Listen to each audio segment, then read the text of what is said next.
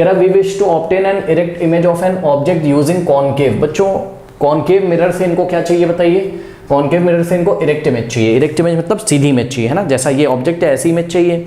अब कॉनकेव में एक ही तो केस होता है जब हमको इरेक्ट इमेज मिलती है, याद है आपको, बहुत फेमस केस है ये, जब हम ऑब्जेक्ट को कहाँ रखते हैं, पोल और फोकस के बीच में, ठीक है ना। चलिए बहरहाल आइए इनकी क्वेश्चन पढ़ लेते हैं हम।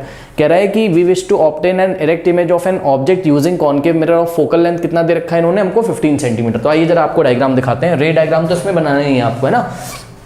ये देखिए इन्होंने बोला भी रे डायग्राम बनाने के लिए। तो ये देखिए बच्चों, ये आपका कॉनकेव मिरर है, बहुत ही इजी क्वेश्चन है, सारे बच्चों को आता भी होगा, ऐसी कोई बड़ी बात नहीं है। ये आपका पोल है, ठीक है ना, यहाँ देखिए फोकस है, और पोल से जितने डिस्टेंस पे प्रिंसिपल फोकस है उतने ही डिस्टेंस पे आपको क्या लेना है, सेंटर ऑफ कर्वेचर लेना है, ठीक है ना।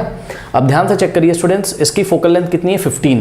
तो ये देखिए ये पोल से लेके एफ तक की डिस्टेंस कितनी है 15 है, ठीक है ना। हालांकि -15 लेनी चाहिए बिकॉज रे कहाँ से कहाँ आएगी, लेफ्ट से राइट, और हम डिस्टेंस कहाँ से मेजर कर रहे हैं, राइट टू लेफ्ट। बट फिर भी हम आपको यहाँ पे आपको 15 ही लिख के दिखाते हैं। पोल और फोकस के बीच की डिस्टेंस ये होगी आपकी 15 सेंटीमीटर, ठीक है ना, सही है। अब याद करिए बच्चों, कॉनकेव मिरर कब हमको इरेक्ट इमेज देता था, जब हम ऑब्जेक्ट को कहाँ प्लेस करते थे, पोल और फोकस के बीच में। मेकअप मैन मिरर याद है आपको, बहुत सिंपल है, ठीक है। ये देखिए यहाँ पे हमने ऑब्जेक्ट रख दिया ए बी, करेक्ट।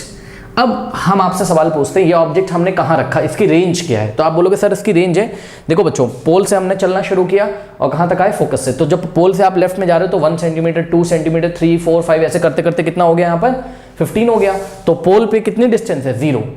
तो 0 से लेके 15 के बीच में हम कहीं पे भी रख सकते हैं ऑब्जेक्ट को, तो हमें कैसी इमेज मिलेगी, वर्चुअल एंड इरेक्ट मिलेगी, ठीक है ना।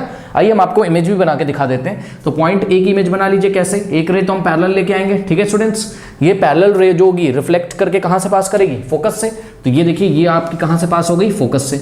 और दूसरी रे आप कहां से लेके आओगे, मिरर को थोड़ा सा बड़ा कर लो, ये मिरर को थोड़ा सा बड़ा कर लो, कोई दिक्कत नहीं है, ठीक है ना, कॉनकेव मिरर रे। अब देखिए बच्चों, दूसरी रे जो है वो हम सेंटर ऑफ कर्वेचर के निशाने से लेके आएंगे, याद है आपको। ये देखिए पॉइंट ए से ये सेंटर ऑफ कर्वेचर का निशाना हमने ऐसा लगाया, और ये देखिए ये रे गई जो सेंटर ऑफ कर्वेचर के निशाने से जाती है, तो सामने मिरर पे ऐसा रिफ्लेक्ट होके सेंटर ऑफ कर्वेचर से ही पास हो जाती है, पढ़ा है हमने क्लास में। तो ये रिफ्लेक्ट होके ऐसे ही पास हो जाएगी यहाँ पर। अब ध्यान से चेक करो बच्चों, ये आपकी आई रिफ्लेक्टेड रे नंबर 1 और ये आपकी reflected ray number 2।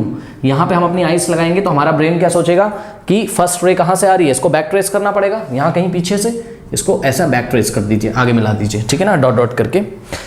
Because mirror के पीछे थोड़ी ना चली जा रही है रे, हमारे ब्रेन को लग रहा है हाँ भाई ये कहीं पीछे से आ रही है, ठीक है ना।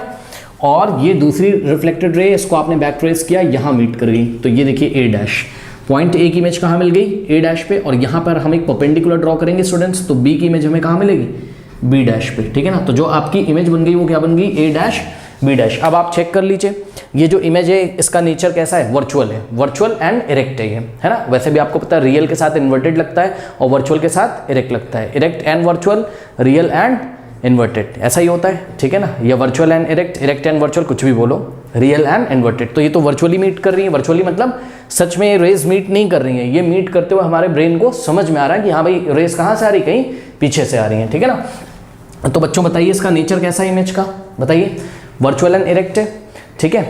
अब मेरा सवाल सुनिए, आपका ऑब्जेक्ट का साइज बड़ा है या इमेज का साइज बड़ा है, चेक करिए, इमेज का साइज बड़ा है, ठीक है। बस सारी बातों का आपको जवाब मिल गया। देखिए इन्होंने फर्स्ट क्वेश्चन आपसे क्या पूछा है, what is the nature of the image, image का नेचर कैसा है। तो जवाब है देखिए बच्चों, नेचर्स का कैसा है, वर्चुअल एंड इरेक्ट। इससे पहले एक क्वेश्चन इन्होंने पूछा था, इसको पढ़िए, what should be the range of distance of the object from the mirror, मतलब मिरर से कितने डिस्टेंस पे हम लोग ऑब्जेक्ट को रखें, उसकी रेंज बता दीजिए।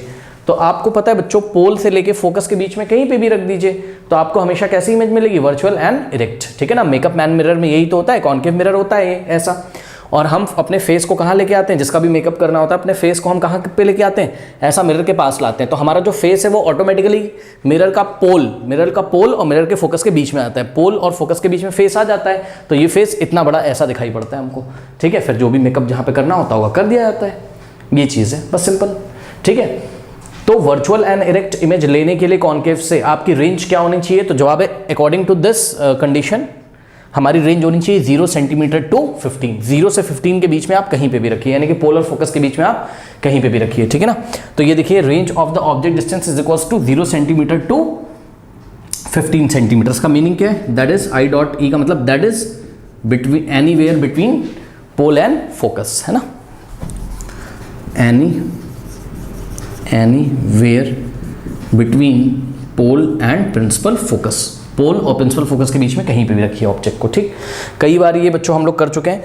अब देखिए थर्ड इन्होंने आपसे क्या पूछा था, यहाँ से पढ़िए, इज द इमेज लार्जर और स्मॉलर देन द ऑब्जेक्ट। ये जो इमेज बनी है ये आपकी, ये जो इमेज बनी है ये आपकी ऑब्जेक्ट से बताइए स्मॉलर है कि लार्जर है, तो जवाब है लार्जर है, बस सिंपल, मैग्नीफाइड है, चेक कर लो। हाँ, तो हमने लिख दिया the image is larger than the object, या आप लिख सकते थे द इमेज इज मैग्नीफाइड, ये भी लिख सकते थे, लेकिन उन्होंने स्मॉलर और लार्जर करके पूछा है तो हमने इसी तरीके से जवाब दिया the image is larger than the object. और नेक्स्ट क्वेश्चन क्या पूछा है, draw a ray diagram to show the image formation in this case, this is the ray diagram, बस सिंपल, ठीक है ना, कर सकते हैं, कर लीजिए।